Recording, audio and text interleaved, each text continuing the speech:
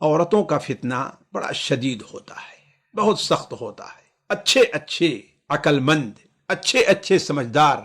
اور اچھے اچھے پرہیزگار لوگوں کی پرہیزگاری اور عقل وہاں پر معیوب ہو جاتی ہے، کام نہیں کرتی۔ تبھی تو اللہ کے رسول صلی اللہ علیہ وسلم نے ارشاد فرمایا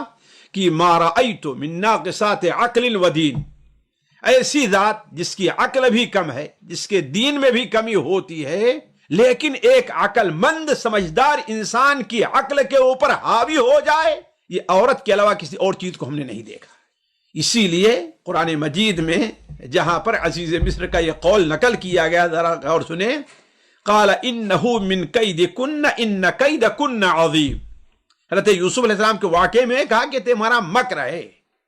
اور تمہاری چال بہت بڑی ہوا کرتی ہے، جبکہ شیطان کے بارے میں اللہ نے کیا بیان فرمایا، ان کید الشیطان کان ضعیفا، شیطان کی قید اور مکر کیا ہے، وہ کمزور ہے۔ جبکہ عورت کے بارے میں کیا ہے، ان کیدکن عظیم، تمہارے قید تمہارا مکر کیا ہے، وہ بہت ہی بڑی چیز ہے۔ اسی لیے آپ دیکھیں گے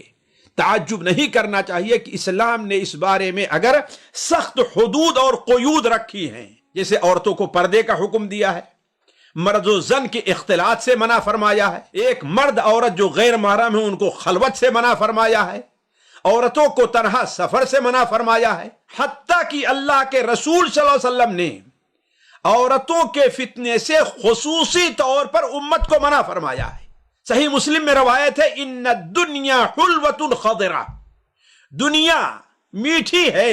جو کھانے میں چکھنے میں اچھی لگتی ہے، وخضرہ اور ہری بھری ہے جو آنکھوں کو دیکھنے میں اچھی لگتی ہے،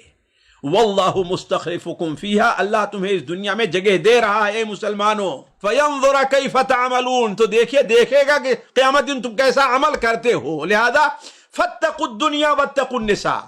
تم دنیا سے بچنا اور عورت سے بچنا۔